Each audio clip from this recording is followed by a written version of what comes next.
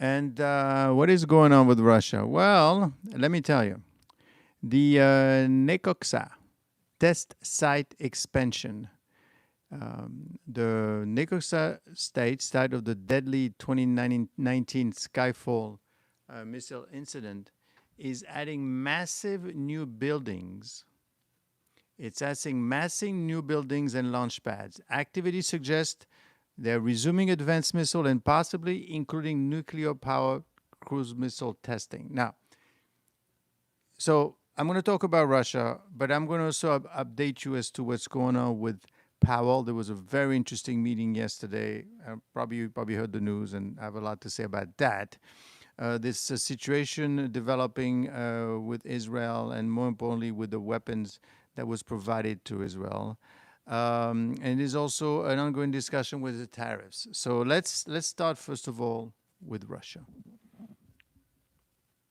What's going on with Russia? Well, obviously, you need to realize that right now they are in the fight with Ukraine, obviously. But what's also happening at the level of the Europeans are pushing quite hard against Russia. Russia. They are fighting back, obviously, and they're doing quite well. In fact, and in addition to that, last week, the U.S. actually got into the act by actually starting to provide weapons to Russia. And in the middle of all this, it was announced that the Nekoksa test site expansion, they are in the process. Activity suggests that they're resuming advanced missile, possibly including nuclear-powered cruise missile testing. You have to understand that Russia is basically a war machine. Now, I know you've heard a lot about the U.S., the strength of the U.S., what the U.S. have done in Iran and all that, but let me talk to you about Russia a little bit, first of all, but more importantly, the preparedness of what's going on. I will tell you that according to NATO secretary, these are facts that you need to understand. He repeated a warning he has made in public at least 3 times this year, and he's saying that the Western alliance is severely lagging behind Moscow on ammunition production. I've said it a couple of times already that the U.S. only has a week worth of missiles, right? Let me give you some numbers, right? Basically, what we're saying is that NATO economy, NATO is 25 times bigger, larger than Russia, right? And yet the economy is only $2 trillion, right? That economy is producing 4 times as much ammunition as the whole NATO, which includes the U.S. The Army General outlined Russia methodical nationwide expansion of military program. So the result is that they are producing. Russian defense industrial base is expected to roll out 1,500 tanks, 3,000 armored vehicles, and 200 ballistic missiles. Okay, so what? Well, so what? The U.S. is only going to construct 135 tanks per year and no longer build the Bradley. Okay? We're talking 1,500 tanks by Russia and 135 for the U.S. There's a big difference. One more thing, right? Washington expects Russia to produce 250,000 artillery shells monthly. The U.S. makes about 40,000 a month.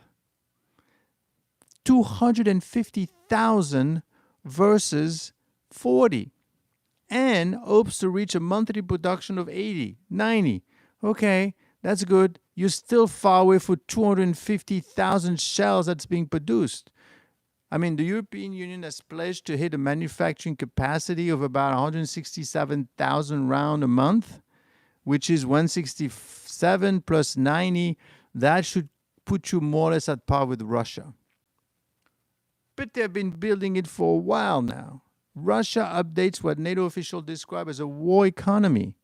tank production up 7%, artillery ammunition up 50 to 60 times, armored vehicle 4 to 10 times. So let's not fool ourselves right now. The situation with Russia, even though you don't hear from it, right? Do you hear anything? You probably hear about Epstein, and we'll talk about Epstein. And you talk about what's going on with the Fed and in the visit. But you need to understand this as well. These are part of my 10 major risks that I'm considering in for the U.S. economy and the world in general, and obviously will impact your lives, but more importantly, will impact what is going on with what's going on in the stock market. So you need to pay attention to that. On one hand, Russia, huge amount of production. 250 shells, because right now, frankly, they're not making M16 or weapons. It's the shells that become a big problem. Gear jammer, praise the Trump Meister. Thanks. I mean, I don't know, because right now, the U.S. is actually backwards, right? The U.S. is not producing as much weapon as Russia. And I'm not even talking about China. And I will do another episode on China. But basically, China is its own animal right now, and they're also doing a lot. So you might hear a lot of boastering from the U.S., but frankly, right now, it is lagging. And I'll tell you another situation that has been developing as well, which is quite important. Going back to my risk number 6, which is Iran versus Israel, okay? And that's out of the Wall Street Journal, just reported that not too long ago. Basically, that 12-day war revealed alarming gap in America's missile stockpile. During the June 2025 conflict,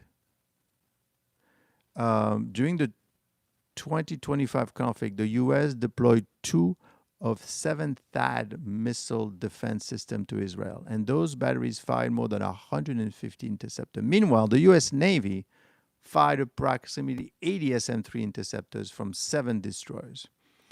But reports indicate that some failed to meet expectation, raising concerns. So not only we're not producing as much, but whatever we're producing, maybe there's some questionable. This intensive usage exposed critical vulnerabilities. The THAAD interceptor supplies were severely depleted during this Israel situation. Weapon stockpiles globally drew very low, forcing Pentagon planners to start to panic and do something about it. Current manufacturing rates means replenishing THAAD interceptors may take from 1 to several years. Okay, so this is kind of give you a feel as to what's going on with the war machine in Russia, which is pretty strong. I won't even talk about China, and what is going on with the U.S., which, quite frankly, I mean, I've been saying it. I mean, not that we're going to go to war, so it's not. It is not an immediate concern, right? That somehow there's a war going to. But you need to be careful, right? Because like I always said, the issue with Russia right now is unless you make a deal with Ukraine, and frankly, why should they make a deal? They're winning, okay? And Trump has said that he was going to strike a deal with them. This ongoing rumbling, and this never goes away, is a problem. Don't forget as well that Europe is actually starting to show some teeth, and they're going to be producing accordingly, supposedly. They haven't started yet, 160,000 missiles a month. So the 160 missiles from Europe, the 90 from the United States, that kind of matches 250 that Russia is producing right now. Okay? So all this to tell you that this is a risk, this is a concern, this is a situation that, frankly, you need to start to, I wouldn't say worry about it, but you need to be aware. Don't think for 1 second that the U.S. has this huge, this is not World War II anymore. The last time the U.S. won a war, frankly, and it was a stalemate, was the Korean War. So it was a stalemate. Never ended, really, so not so sure actually won that war.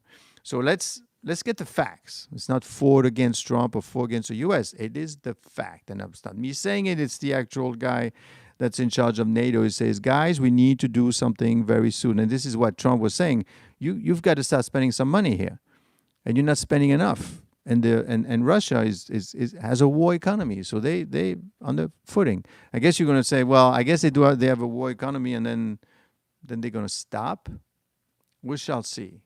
Okay, it's a little bit by saying that Netanyahu is going to stop. Well, we shall see. We shall see. We're not there yet. Nothing is developing at the moment, but so let's talk about also, and we'll come back to this topic. The other thing that I want to talk about, obviously, is what happened with Trump and Powell yesterday. Not only do I bring you new topics, such as the Russia nuclear, but I also want to update you as to what's been going on, because these are big stories and they're developing. And I want my subscribers, and don't forget to subscribe, I want my subscribers to understand what is going on. Hey, Gerald, how are you? I want you to understand what is happening. That is very important. There's several things happening on several fronts. I'm not here to give you the news, because you probably know about the news already. So, for example, yesterday, Trump went to the Federal Reserve.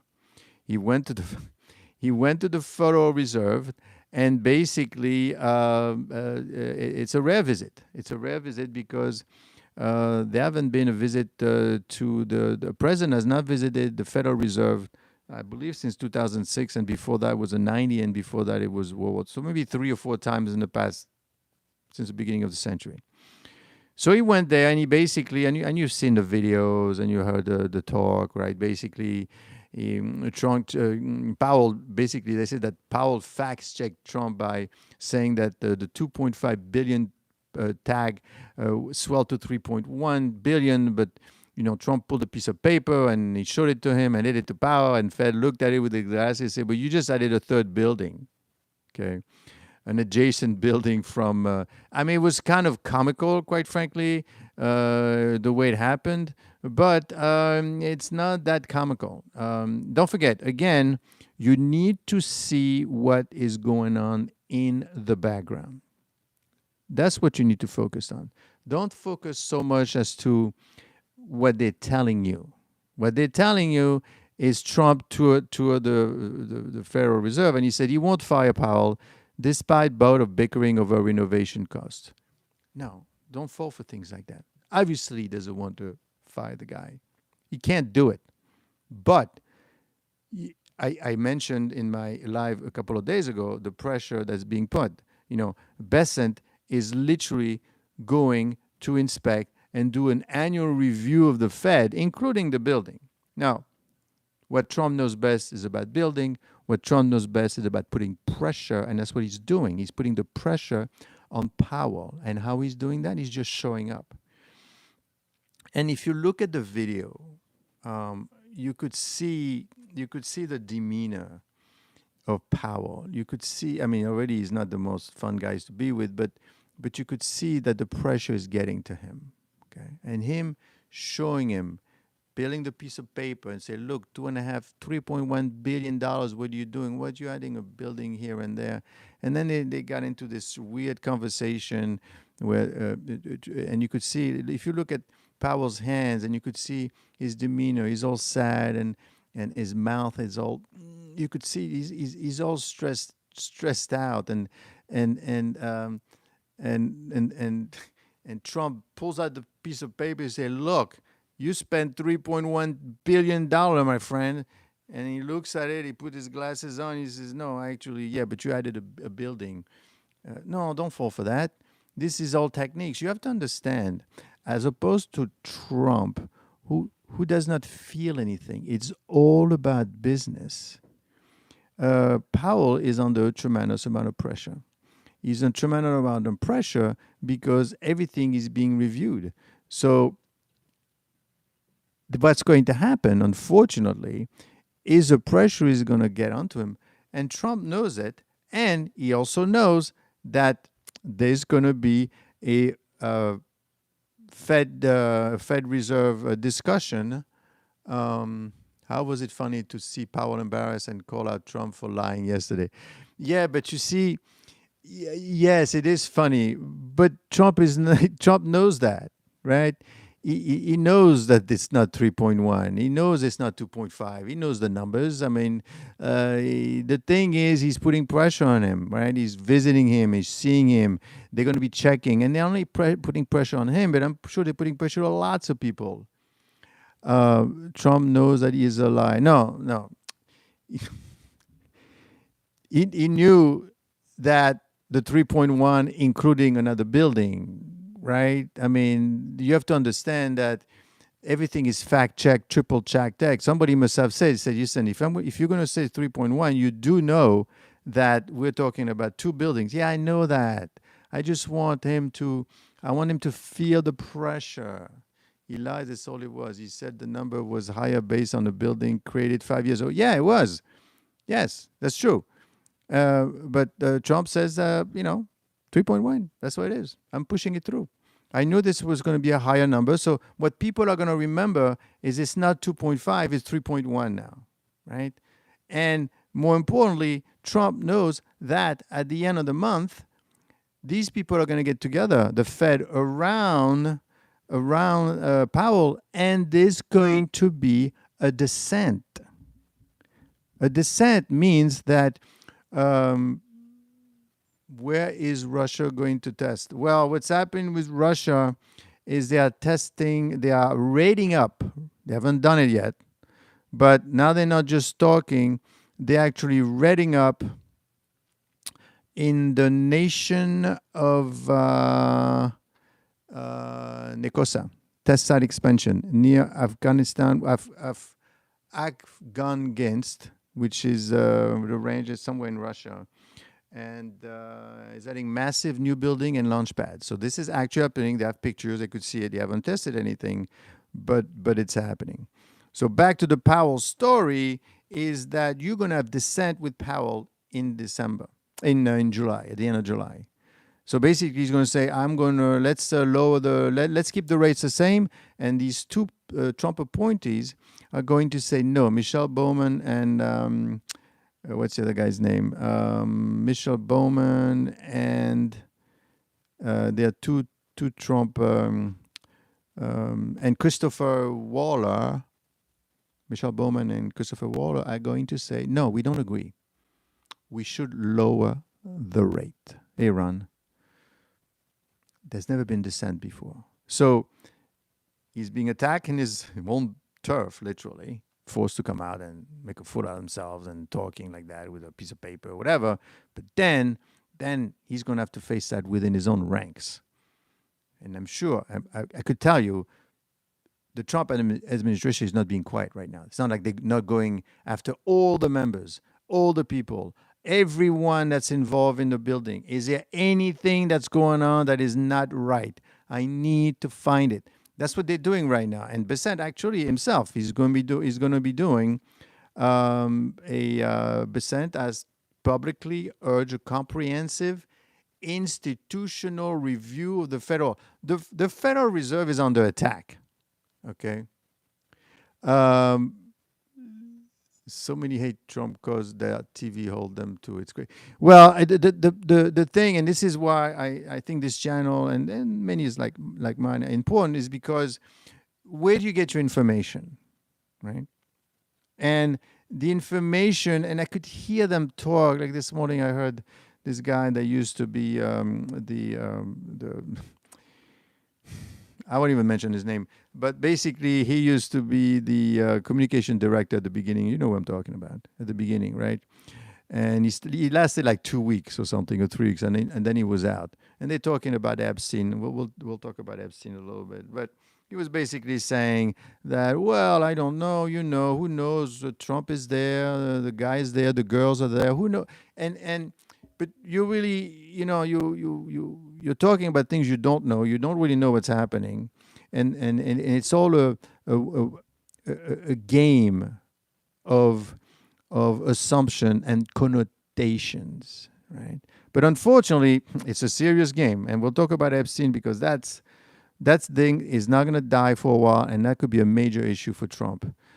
Just because it's there and he can't squall it down, and Trump has a lot of work to do. And unfortunately, it may go sideways very quickly if this thing gets out of control. Now, the Powell thing, obviously, for final word on that, is that you're going to have dissent. Now, this is good for you, my subscribers. It's very good for you. Why? Because right now, rates are going to go down. I'm telling you, if there is dissent at the Fed and they still keeps the rate the same, and I'm sure they're reaching out. I mean, the power of government, the inside workings, it's too bad that we don't see it. I mean, you're going to see it eventually, but 10 years from now, you're going to see, oh, that's what happened behind the scene, right? Like they're trying to open up the files, the past files of JFK and the Epstein. Obviously, they want to know what's going on, right? After the fact, you're going to find out really what went on. And for example, I will tell you, and this is kind of a finance thing, but bear with me for a second. You know, after World War II, when they had the meeting in Bretton Woods, where it was decided that the dollar would be, the currency, the central currency, the reserve currency. The guy that was responsible to help out and advise, a U.S. Very, very famous economist, we later on found out that he was a spy.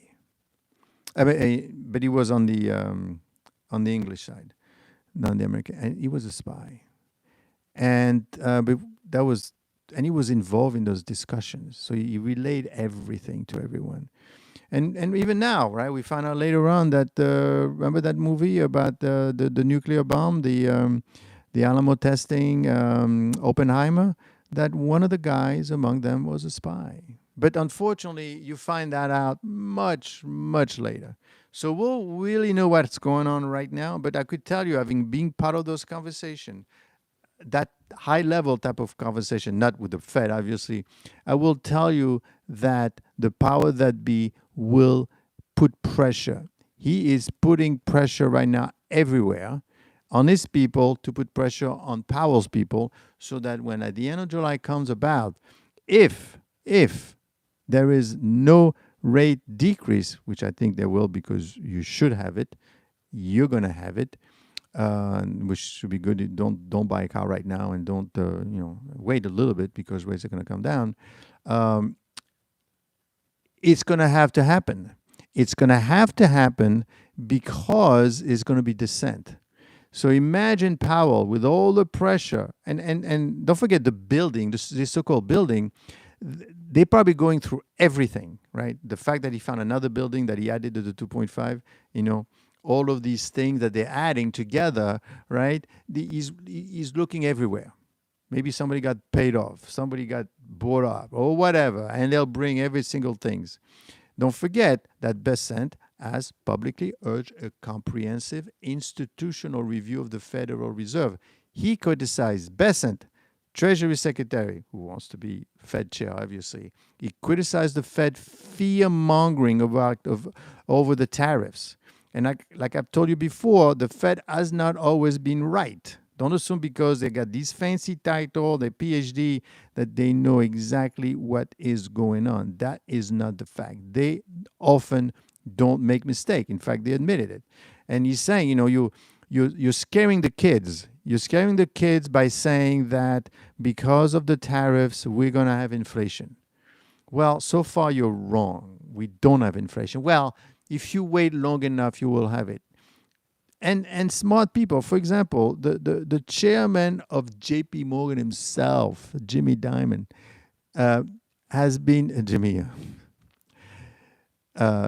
basically has been saying forever, there's going to be a recession. There's going to be a recession. Have you seen a recession? There hasn't been a recession, okay? So when he's saying it's going to come up, there's going to be a lot of inflation, obviously that's being picked up by the people that don't like Trump, right? And so you see what's happening? And people listen to this and we don't know if it's going to be, but so far there hasn't been any impact on inflation or nothing significant, unfortunately. So instead, he supported structural reforms to shape the Fed behavior. So what Besant is doing, He's working in the background, and he's trying to undermine the whole situation so that we finally have some kind of movement. They cannot fire him. We know that. And don't read his article and saying, well, what is Trump doing? This is stupid. He can't be fired. Well, he knows that, obviously. He knows. And the Fed knows that too. But the point is, they need rate cut now. Why do they need those rate cut? The U.S. owes $37 trillion. This year alone, $9 trillion needs to be refinanced. The average cost of that is around 3%.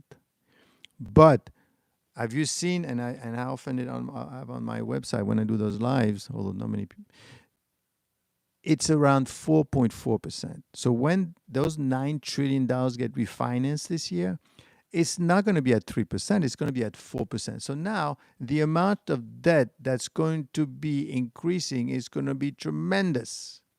Okay? It's going to be very expensive to pay for these things. And the debt is going to be expensive. And that's why Trump, I shouldn't say Trump because he's not doing everything. There's an administration behind him. They are trying to lower the rates as much as possible.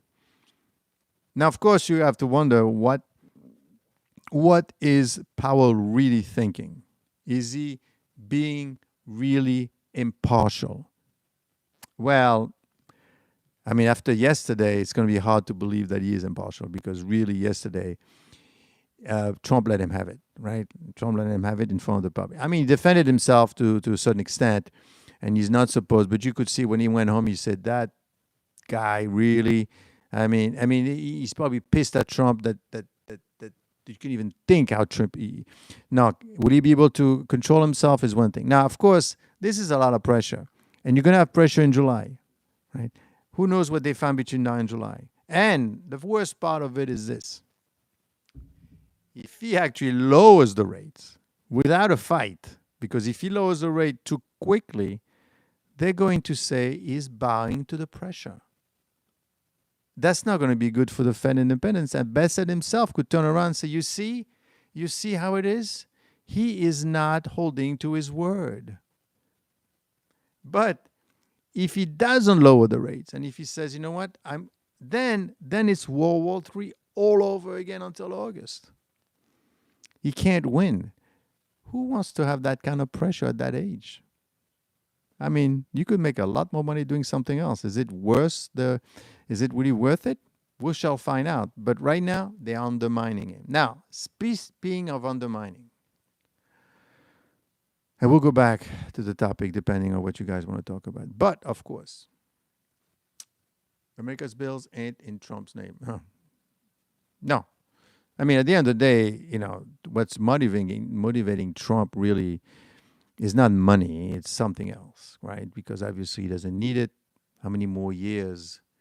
What we care about is paying the debt. You got to pay that debt. Now the thing is that debt is manageable, but is unsustainable. This is what the Fed said themselves. The debt is manageable right now, but is unsustainable. It's manageable for the simple reason is, at the end of the day, if you can't find anyone to buy the $9 trillion, to refinance your $9 trillion, and don't count on China this time around, then you just have to print dollars. You print dollars, and that is how you're going to do it. That is how you're going to do it. That is how you're going to actually increase the amount of debt, refinance the amount. Now, I want you to join this channel as I am following for you about 10 risks. Number one is the economy. So far, we should be good. Number two, I want you to make sure that if you're going to invest, and be careful, short-term only right now, you want to take a look at the small caps because they're very cheap. So join my Patreon channel for free, at least at the beginning. Then you have to pay something, and you'll see how well my picks are doing.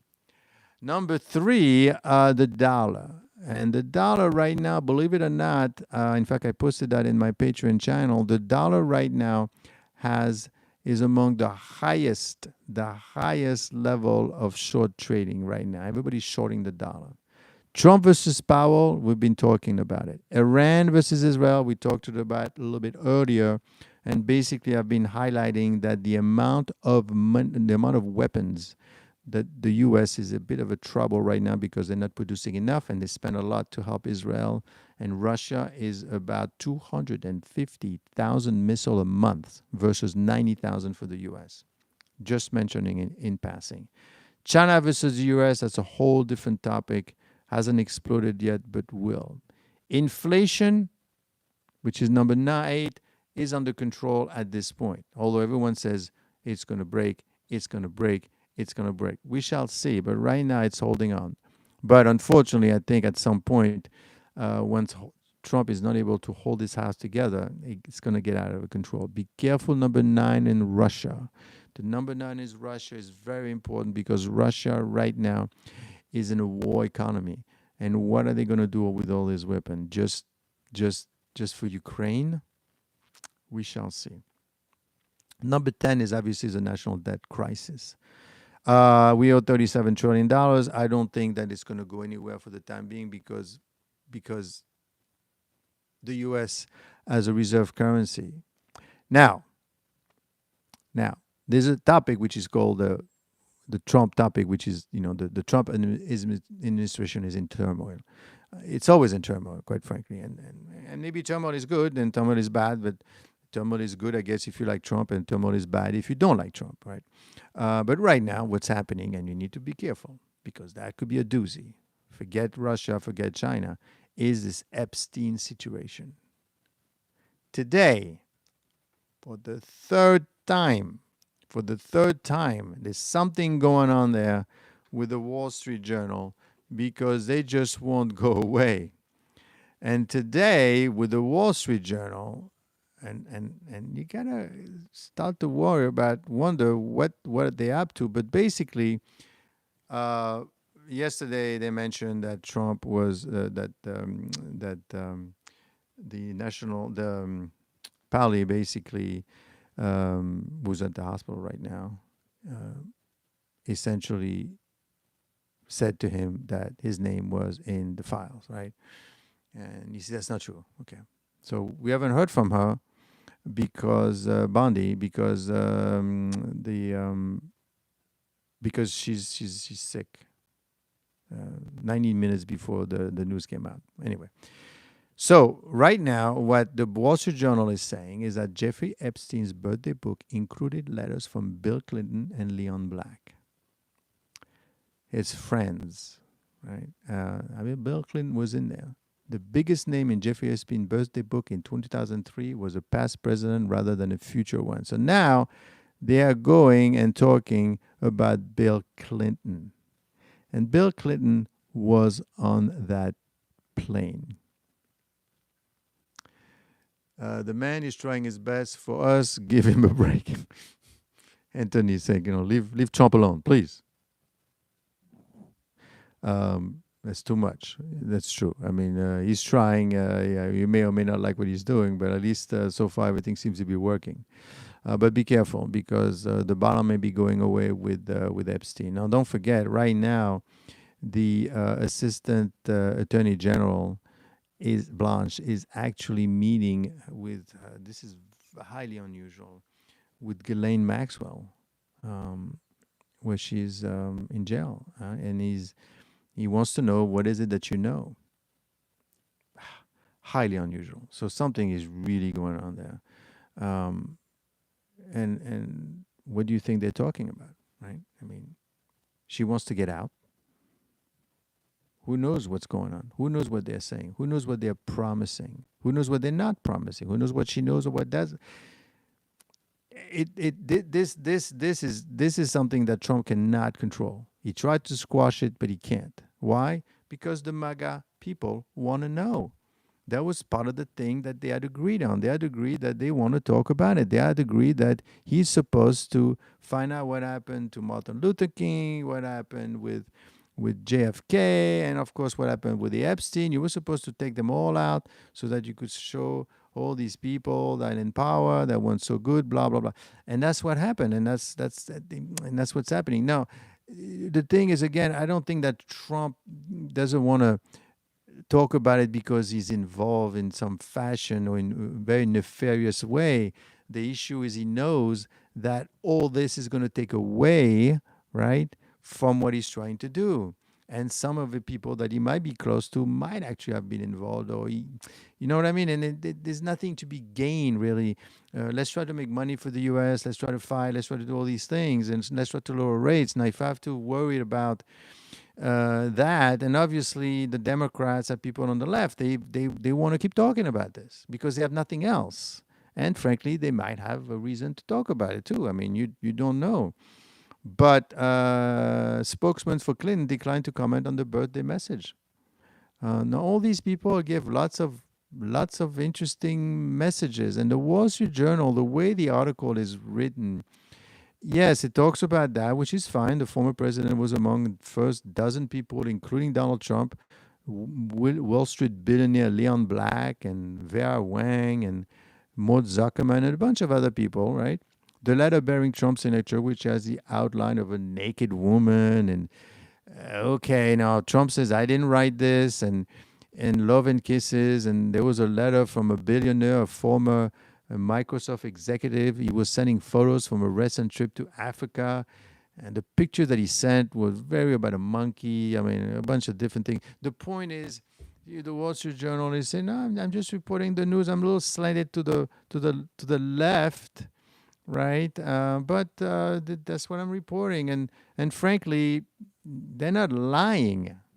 It's what they decide to report, and unfortunately, Trump cannot control this. Now, I will tell you that now obviously Congress has gone into recess. They've asked her to come and talk. Right now they're talking to her in a cell to figure out today, I believe, what is it that you know. But if this thing goes sideways, that could be a problem. Right? That could be a problem because then you're losing control about the narratives. Right now, Trump is able to do all of these things, all of these 10 things, literally those 10 risks because he's involved in every single one of those risks, amazingly enough. That's a humongous amount of energy.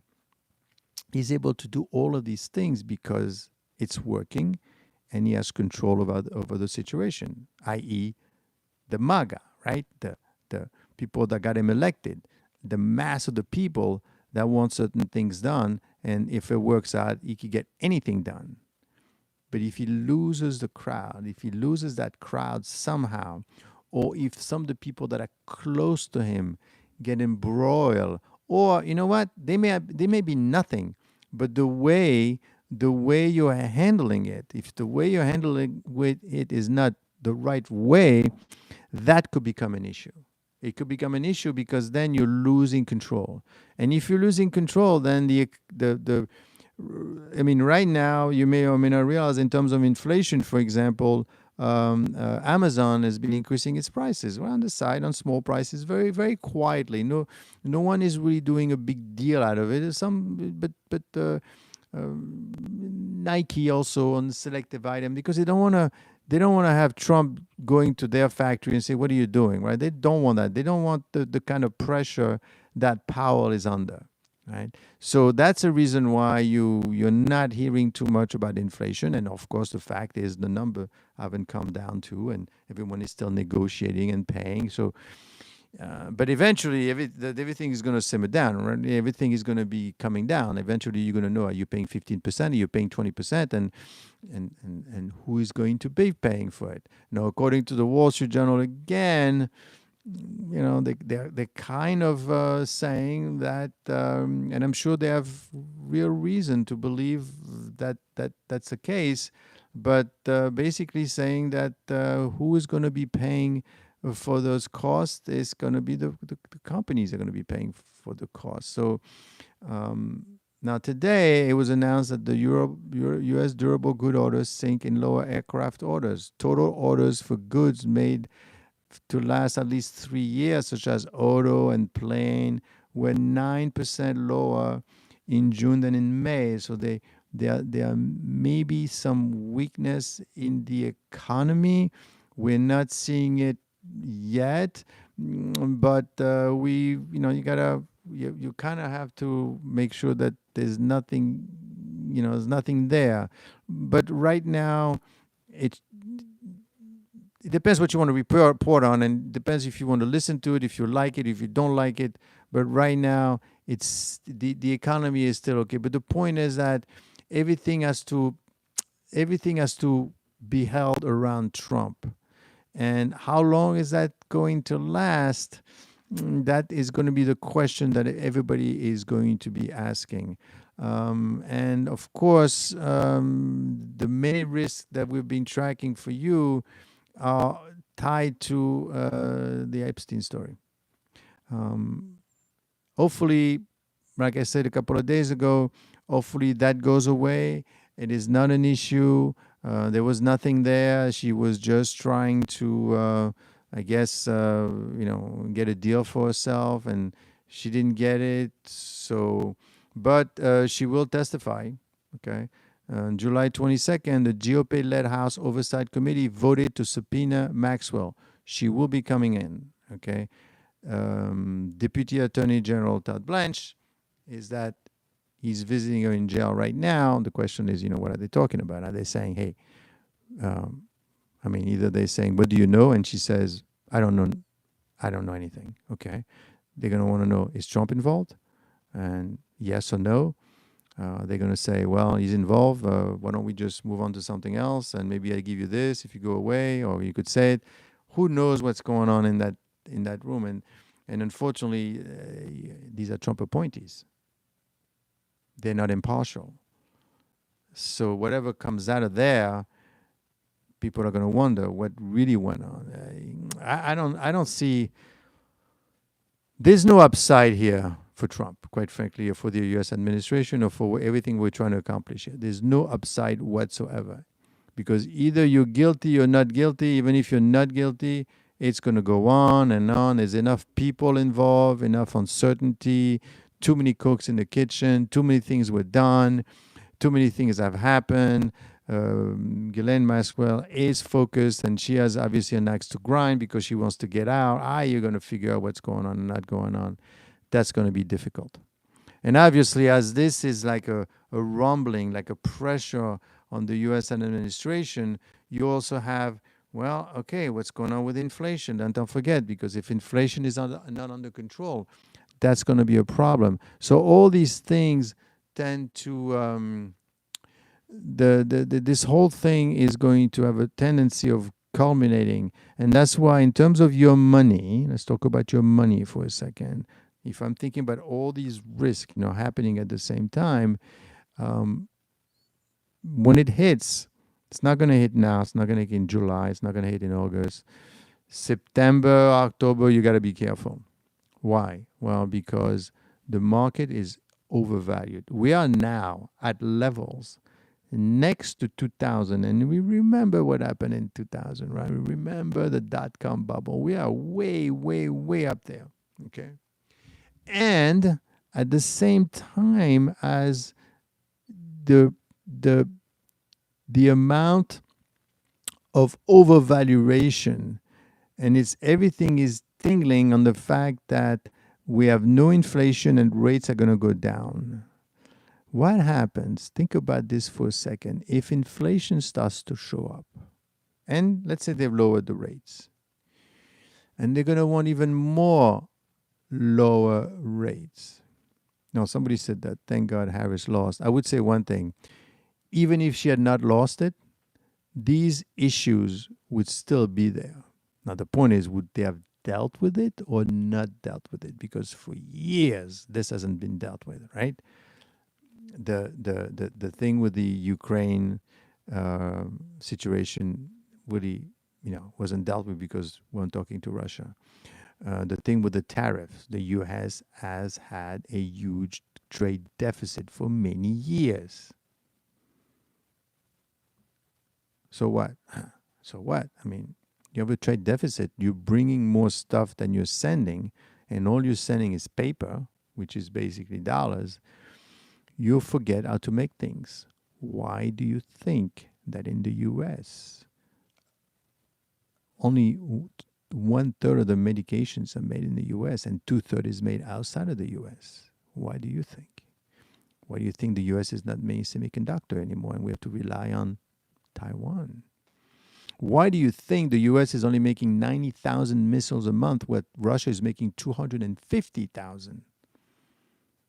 Because and you can't just say, okay, let's turn it on. No, you got to hire the people, open the factories. There's a whole system that has to be put in place. So this trade deficit is a problem. It's a big problem, and you need to fix it. Now, of course, you could debate on how, Trump really. I mean, 100 letters for tariffs, and you're going to tariff them to force them to come to the U.S. and invest. I mean, and that's in a 3 months time. Keep in mind that, do you know how long it took to negotiate the North American Trade Agreement?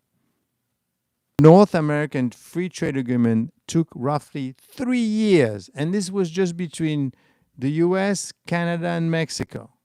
And Trump now is doing trade with 100 countries in 3 months. Why? He does not have the time. Trump also knows that the power resides with him only for a certain period of time. First of all, he has no time, quite frankly. I mean, he's 79 years old. And at the same time, he doesn't have the time because it was going to take 3 years for 3 deals. I mean, so it was easy to just say, you know what? Let's just send them dollars. That's all they want anyway, and we don't have to make it, and it's easier.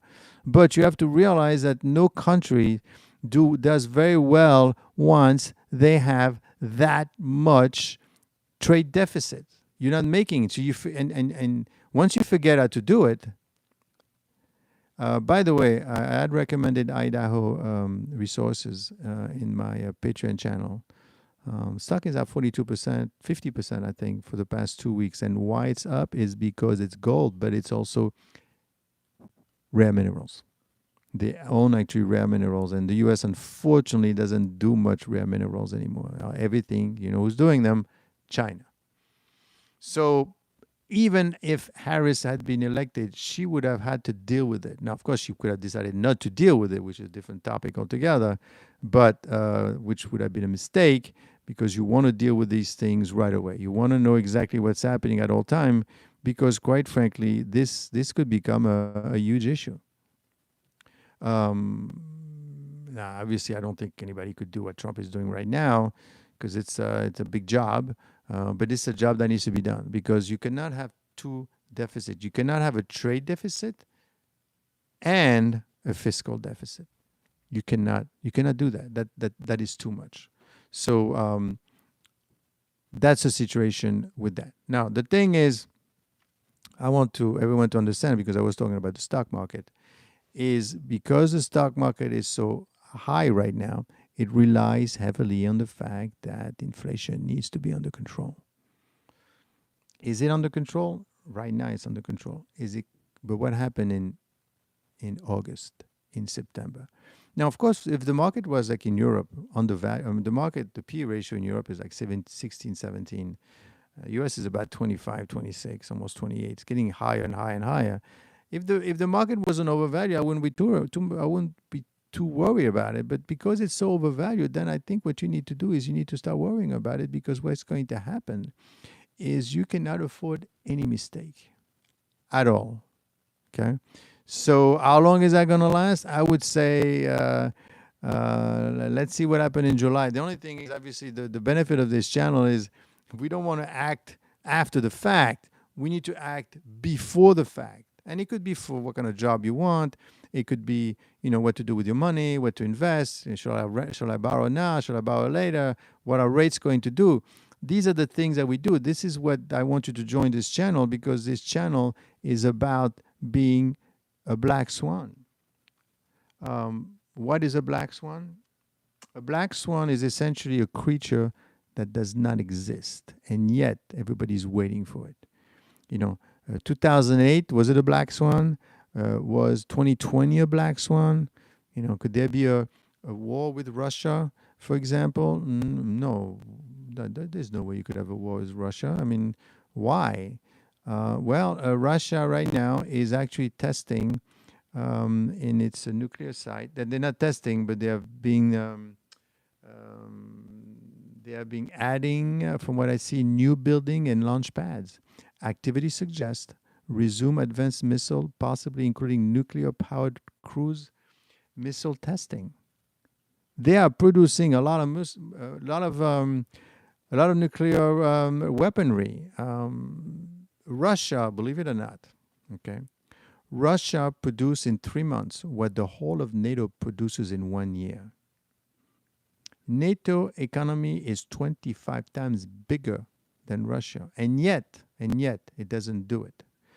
The result, and this is there was a keynote speech in London recently by the NATO General Mark Rutte, the new guy, and he repeated warning he had made in public at least 3 times this year. Now, why do you think people made fun of him when he sat down with Trump and he called Trump a daddy, right? The Western alliance is severely lagging behind Moscow. Don't think for a second that Moscow is not doing well. They're doing fantastic in terms of their weaponry. Now, when somebody has so many guns and weapons, what are they going to do with it? Do you think they're going to use it? No? They're going to put it away and go back? They're on a war footing, okay? And unfortunately, Europe is giving them a reason to continue. Industrial foundation and government mobilization. Russia operates on what NATO officials describe as a war economy, redirecting national resources, mobilizing labor, subsidizing the defense sector. Tank production is up 7 times, armored vehicle 4 to 10 times. I'm not even talking about China. Go Russia. I mean, Russia is mass producing hypersonic missiles like the Onsky, capable of hitting part of the US and Europe, though the limited numbers so far. The US is innovating with cheaper scatterable drones. Okay, fine. Western analysts highlight that the US and NATO must pivot towards cost-effective, high-volume, and small unnamed system. They need to do that. Yes, we love Putin. I mean, so far, you're not going to mess with him. And you know what? Because he is more efficient. Remember what they did with the little drone that we're hiding and they take off and it, right? It's all about that now, not about these big weapons. So the U.S. not only needs to produce more stuff, but they need to think about what is it that you should be producing. Western analysts, the U.S. and NATO must pivot toward cost-effective, high-volume, small and unnamed systems. Unfortunately, Trump is not a warmonger. Okay, that's not his thing. He just wants to make money, have a good time or whatever, but he's not a warmonger. And obviously, as you could see, whenever it comes to that part of the situation, it's not working as well, right? I mean, the Israel thing is still fighting. The Ukraine thing is still going on. No, doing much better with the deals, doing much better with tariffs. I'm sure he's going to do a great job with Powell. You know, that's his thing. The war thing is not. That's why he wants to tell everyone. It's not so much that he wants people to stop fighting and dying. I'm sure he does, but he's a very rational person. At the end of the day, he says, this is not my strength, right? So I don't want to get involved in these things. I don't know. That's not. Plus, you're spending money. It's a waste of money, and for what? And no. We need to make deals, and you can't make deals with these people. And he's been trying, right? But that is something that needs to go away at some point. And frankly, it's not. Israel is not going to go away like that. Well, because for simple reason is, like I always said, Netanyahu is out there doing his thing. The United States of America does not need to be the world police. That's what the MAGA people are saying. And you have to listen to them. And Trump is listening to them, let me tell you. He is listening to them. And I'll tell you why he's listening. I'll give you 2 reasons why he listened to them. Obviously, the Epstein thing. But first, when he went in and bombed those 2 sites, that was a lot of damage. That was a lot of damage because they said, what are you doing? And he says, no, don't worry. I'm this is just, I'm not, we're just bombing and getting out. Are you sure about that? Are you sure? And was it worth it? Did you get what you achieved? Because from what we hear, it would appear that you didn't destroy everything in Iran. So he had to bring his guy, the defense secretary, and the Joint Chiefs of Staff, they had a 1 hour meeting to explain and show the picture and the thing, right? I don't know if you remember seeing that. But 30 minutes of that discussion was when the defense secretary literally had to complain that you were picking on him. Right? It's not fair. Everyone is questioning us. Well, I mean, that's their job. They're it's the press. No, but it's bent it and you didn't do it. Well, there was a report that said that essentially you did not destroy everything and we might be missing 800 pounds of uranium. So where is the stuff? Where is the stuff? What happened to it? And that's unfortunately the reason why, and that would be a big mistake. But I think that Trump is going to go back in there to prove, and he had to prove it to them. He wanted to show to the MAGA people. The reason I did it, unfortunately, in the middle of it, the vice president and Tulsi Gabbard basically said, well, actually, yes. I mean, we didn't, we didn't destroy everything. We just delayed it. Wow. And you haven't heard from them at all. In fact, she came out recently because of the Obama thing, that Obama did this and that. I mean, I'm sure things happened there as well. I'm not too familiar with what went on there, but you could see the way she was talking. Look at the video, and she was making mistakes in the words. She was repeating herself and basically saying that we should put Obama in jail. Basically what she was saying for what he did because of the Russia thing. But the way she came across, you could see. And then actually a journalist, and listen to maybe I should post it on my website, on my channel, but listen to what one of the people, actually the press, has said. Are you doing this because you want to go back in great favors with Trump? Are you, because you're lost out to him, is lost her, right? And she didn't even answer. And the press secretary came around and she's, I have to say, she's very good. She came about, bam, and she says, no, this is not what's happening. I mean, so that she didn't have to answer a question like that. But you could see she was hesitating and she was not herself and very stoic looking, and she's busy, have to do other things. So so that's a problem right there. You want to make sure that but again, when it comes to these things, it becomes what it is. I mean, that's my opinion.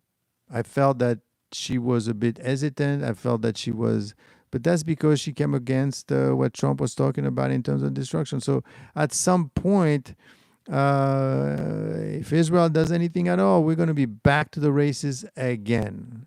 And that is not probably the best thing to do right now because it's not Trump's forte. Trump is going to be good with the tariffs. He's going to be good with the economy. He's going to be good. What I mean good is managing and dealing and pushing and coercing in trades and making deals and things. Everything else, and you could see nothing has been done. Right? The only thing that he got done was he got NATO to spend 5%. That's what he got done. But for you, my subscribers, what's important for you to know, because these people all have jobs, they're going to be just fine, trust me. What you need to know is what are the main risks that you are undertaking that will impact everyone over the next year or so. For example, if you're in Canada right now, unfortunately, in Europe as well, because the long term, right, the long term aspect is there is a risk, there is a concern that the U.S. is starting to lose its luster, and this is kind of what is probably driving Trump when he says "Make America Great Again." He's not saying that. He's kind of saying that's Biden's fault, but it's not really Biden's fault. It's been declining very slowly. But by declining? Well, the dollar, first of all, the amount of debt, the fact that the U.S. is not really making anything anymore. Look what's happening with the war machine, right? It was very impressive, the B-52 bombers, but apart from that, Russia is producing Russia tanks production right? They are making about um, 3,000 armored vehicle, um, and that's a lot. By comparison, the U.S. constructed 135. That's America is losing its luster. Literally, everybody from every country wants to live here. But okay, okay. All right. Let's be clear. Okay. The U.S., due to its foundation, you know, is extremely lucky to have had people like Washington, Jefferson, John Adams, right, to actually put together a country where the rule of law governs. And it's the only country really where a piece of paper was written and say, okay, we're going to start from now. All the other countries really never started. They were conquered, unconquered, they went around, so it was always a mishmash. But the U.S. was very, very, very, very highly structured. I'm not saying nothing bad happened. I'm just saying that the way it started was very well, right? And it has been referring to this original document forever and ever, like the weapon, the Second Amendment and all that stuff, right? We're referring to things that happened in the 1700s, still referring to that document. That never happens in other countries. Europe doesn't say, oh, the Treaty of Marseille said that blah, blah, blah, and we should. No. Only the U.S. say, okay, let's look at the document. What does it say? You see? It says, you have the right to bear arms, okay? And that's what it says, and that's what I'm going to do.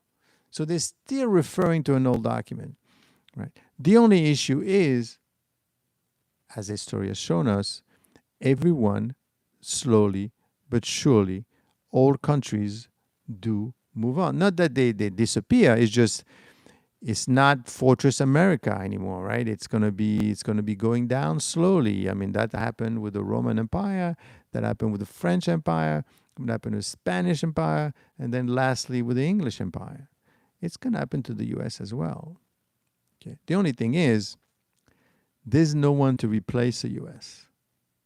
That's a problem. No one is there to replace the U.S. Because of the system of government. The U.S. is still 25% of the GDP, and that's what Trump knows that. That's why when he went to Canada and he said, listen, 75% of your exports are to the U.S., you're going to pay 15% or 20% or whatever for the tariffs. And the guy says, no, I'm going to fight you. This is not going to happen. What are you going to fight? What are you going to fight? You need the U.S. to keep going. You have no choice. Mexico had no choice. Now, the thing is what Trump did, and this is what they call in coercion, he actually said that I'm closing you out of the U.S. And he's right. Mexico cannot afford not to sell to the U.S. You've got Mexico and Europe, two big pieces, but Mexico is small countries. They're sending a lot to the U.S. They have no leg to stand on at all. Now, Trump knows it, and he pushed it, and he coerced, the same way he's coercing right now Powell. That's his strength. And they have no choice. Otherwise, Mexico goes bankrupt. And if you're the president of Mexico and you let this happen, that's not going to be good for your reelection. And Trump knows that too. Now, of course, people might not like this approach, which is a very, it's a coercive approach. The Chinese definitely didn't like it because that's not how they do business.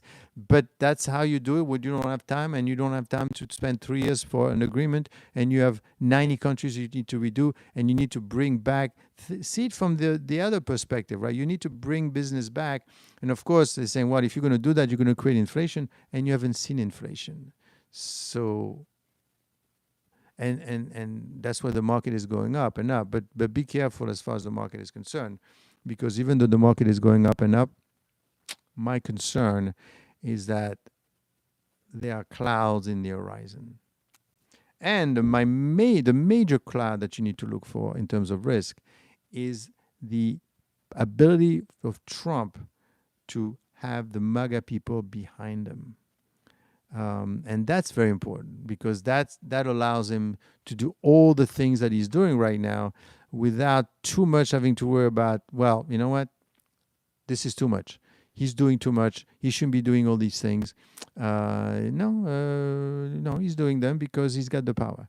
Now, right now, of course, you see the market is going up, the dollar is rising, and everyone, and you should know that, is that everyone is waiting for August 1st, because that's my a little bit of my tariff talk. But August 1st is the time when all these countries are supposed to have agreed with Trump or not, and then the 30% kicks in. Now you have to understand also that I'm talking about Mexico, but Europe has is also a large partner. They have gotten together and they've got a anti-coercion package ready to go. You should know that, because if you're buying stuff from Europe, they may become expensive very soon, or you may not be able to get it, especially if Trump says it's going to be 25%. They say we're not paying 25%. They have voted on August, I believe, 7th or 8th, to if they don't hear something that they want to hear from Trump, I don't know if it's a warning or whatever, then they will ask for a coercion package, which they already voted for and ready to go August 8th, I believe. So that's going to be, in fact, what we know right now, because of the U.S., when is a nuclear test? That's a good question. I believe that if Europe keeps picking on Russia, and the U.S. keeps sending weapons, not sending, selling, but they're sending the weapons, right, to Ukraine at some point, and especially because Russia knows what I know, right? Basically, that eventually the U.S. is going to start producing 160,000 missiles and 160,000 missiles from Europe and 90,000 from the U.S. That's going to match what Russia has. Russia knows eventually, you're not going to be able to outspend these people since they are 50 times bigger than Russia. They're just busy doing other things. But eventually they're going to turn around, like Russia's turning around. They're going to start building weapons. And then what happens then? Well, then what's going to happen is you're going to have a match. So that's getting them, so you know what? Forget the match. I got the nuclear bomb. Okay? Can we stop? Because I know I'm not going to win conventional anymore, because, you're outspending me now, Europe and United States, so I don't have nuclear bomb. But before that happens, I want to be prepared by it, and that's what's happening right now, where they're putting things together in that facility, they're arranging everything, they're setting it up, right? So at some point, this needs to de-escalate. And unfortunately, in Europe, it is not. Right now, believe it or not, and I haven't spoken about oil, but oil prices were trading within a narrow range as there is uncertainty over the future of a EU-US trade agreement. We're not there yet, right? Trump reported there is a 50% chance that Washington would strike a deal with the bloc. 50%. So investors are now awaiting further announcement from Trump August 1st deadline. In afternoon trading today, crude is down $67 a barrel. So oil futures are on track to end the week, little change. Oil prices have been trading in narrow range since the beginning of July. We need to know, the reason oil trades the way it does is because, if there is economic activity, then you need oil.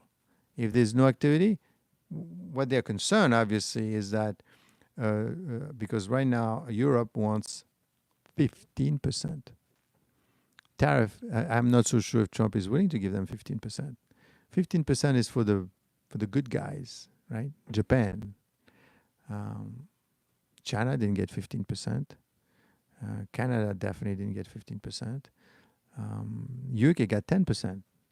Now you have to understand that the UK, for the first time, is overtaking China in terms of buying U.S. treasuries. See how all these things are intertwined? Hey, David. They are intertwined. Why are they intertwined? Well, because basically the UK is saying, okay, you know what? You need help refinancing your debt. Let me help you out. And don't forget, they made fun of the Prime Minister of England when he came to the U.S., right? but he got a deal done. And Trump is like that. Trump is very much, he wants his friend very, very close. I mean, think about this trade situation, the tariff situation. Who's responsible for this? Pete Navarro. Pete Navarro, advisor, no real official title, really, an advisor to the president. And he's the one that suggested that it was time to make America great again by actually bringing all the factories in the U.S. and start charging tariffs to force them to build here. And if they don't come, then we're still making money. Why? He went to jail for Trump for 4 months. Can't do better than that with him. And that's why the tariff is there. And where do you think Elon Musk is gone? Elon Musk didn't go that far down with him. And all these people, the vice president, he was gone, remember? Because he questioned what went on. So that's a situation that we have. So I would say as well, and just mentioned Tesla on the side. Tesla had earnings recently, and it got literally clobbered. Stock is around $300 a share. I will be very, very careful about Tesla right now because its P ratio is at 167. That is very, very, very, very, very, very high. So we shall see, but I'd be concerned. So what are the risks that we have within this channel, which is called, and don't forget to subscribe. What are the risks that we're following for you? We are following the economy. We're following the small caps. I would like you to join my channel, my Patreon channel. There I follow quite a bit some of the stocks. For example, right now, GCT, Giga Cloud Technology. What you want to buy in the stock market right now, you want to buy small caps. You want to buy small caps because at the end of the day, they're very cheap. So make sure that you understand that. Because of what's happening with Russia business, I'm going to start looking in defense stocks as well. Because I'm telling you, right? I'm telling you that the U.S. right now is going to start spending more weapons. But if we're going to go down a little bit, Stacy, if we're going to go back, if we're going to go into more details in terms of defense strategy and strategic technologies, then you might want to focus on companies because Western analysts are highlighting that the U.S. and NATO must pivot toward cost-effective, high volume, and small and unnamed systems. So I'm going to be looking for companies that actually do that. Small companies that actually produce this thing. Because Russia currently leads in sheer volume and ammo, tanks, artillery. I think we need to look at some of the small companies that are actually producing this type of stuff for the war, because Russia is a risk, inflation is a risk, China is a risk, Iran is a risk. Powell, don't forget Powell. I mean, he's going to be. I mean, I have to say that what happened there was quite interesting. But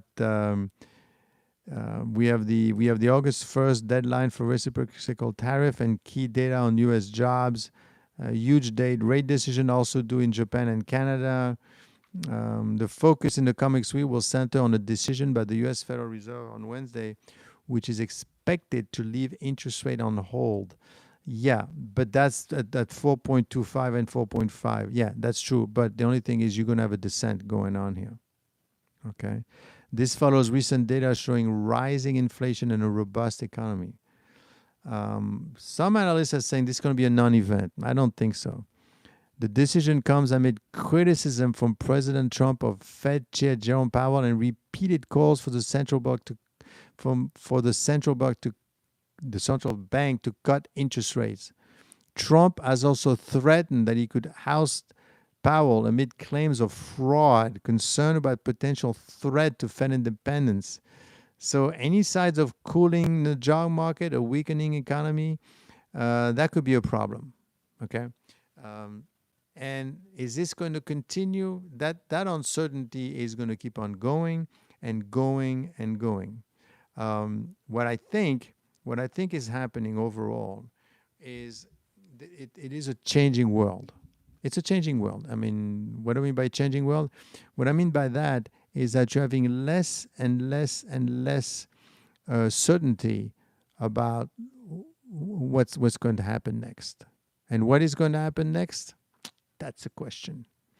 Unfortunately, because you have Trump in the middle, and Trump, quite frankly, has found a way to coerce and force everyone into decisions. For example, this thing that he's doing with the tariff is amazing, right? It took 3 years to do the North American trade agreement. He's going to do it, what, in 3 months?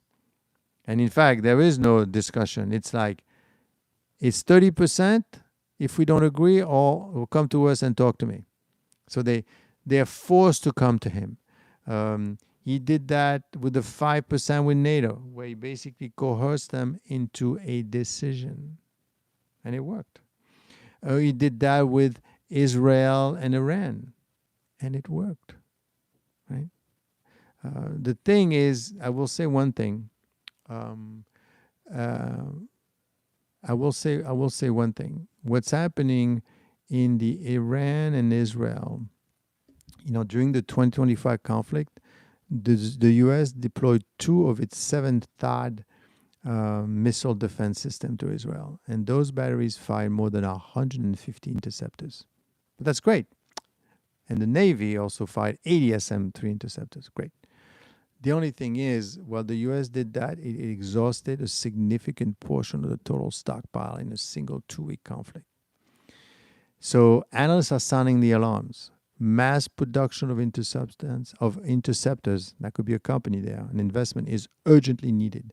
But current manufacturing rates mean replenishing THAAD interceptors may take 1 to several years.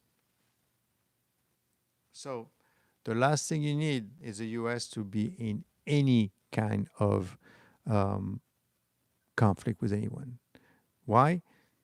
The U.S. has spent a tremendous amount of missiles in Ukraine, in Israel, the Tutsi rebels, that were bothering the ships and all that. So the U.S. has been doing quite a bit recently, and that's a lot. That's a tremendous amount of missiles. So how much longer can they keep on doing it, right? That's going to be a problem. That's going to be a problem if there is a conflict. So, and that's why I believe that Trump is trying to stay away from any kind of military conflicts. The only thing is, can he stay away from it? That's going to be very difficult. Why? Because Netanyahu is not going to let it go. Netanyahu is going to get in there. He's going to do it. He's going to start again, right? Why? Because otherwise he goes to jail. Otherwise he has some sort of a trial going for his way.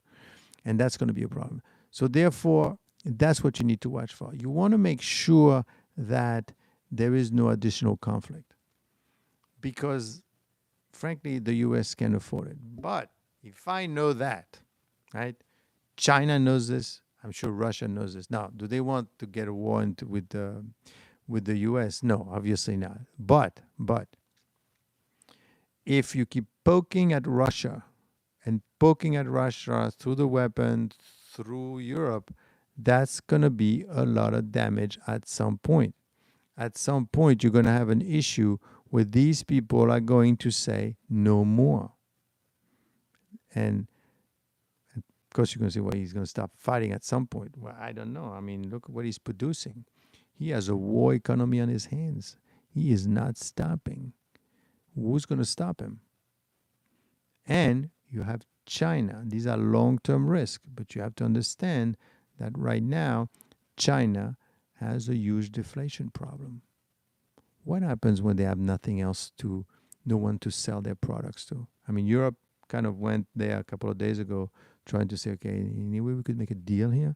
Can we make a deal so we can sell you stuff and we don't have to do the U.S.? And this is a question that I have for all of you, is let's be careful, because these people are pretty pissed at the U.S.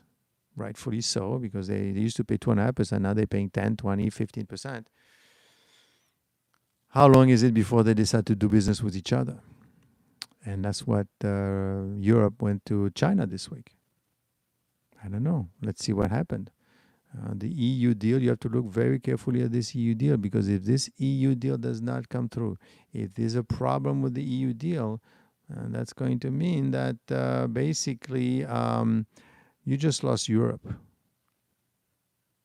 If you lose Europe, well, the reason I'm saying you're losing Europe is because if you don't have a deal, meaning if Europe says 15% and you say no 20, and they say no, it's not going to happen, well, then it's 30. Then everybody needs to become more self-reliant and stop relying on countries like China and Russia and vice versa. Be careful. Be careful, because in China is in the what is called the Valery Theris circle, the circle of Valery Theris. And basically what that is 10% landmass with 50% the population. What do you think they're going to do when it becomes too expensive to do business with the US and you could do business with someone else? Now, of course, it's tough to do any business anywhere without the dollar, but be careful. We haven't talked about BRICS, but BRICS is something that is getting stronger and stronger and stronger and stronger. And at some point, we shall see, because they want their own currency. And Trump was pretty mad at that too, because he doesn't want any. Because the dollar needs to remain a reserve currency. Because if the dollar is not a reserve currency, what's going to happen is then you don't need the dollar. And if you don't need the dollar, then you don't need the US. And if you don't need the US, I'm in big trouble, because the US owes $37 trillion. So all of these things, the dollar is safe. Yeah, no, the dollar is safe. I agree with Graham Bell's. The dollar is safe right now because there's no alternative to the dollar. Most currencies, most foreign exchange trading is done in dollar. SWIFT is done mostly through dollars. Now, of course, what Biden did is he weaponized the dollar, and that pissed off a lot of people. How did Bitcoin?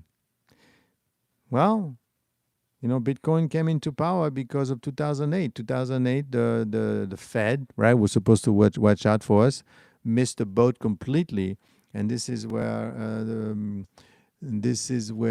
forget fiat, yeah, and this is why the dollar became a currency. That's why the Bitcoin became itself very important, because they realized, oh my God, what's going on here? We're losing the country. We're losing the economy because of this financial crisis that the Fed didn't see. We don't need the Fed. We don't need.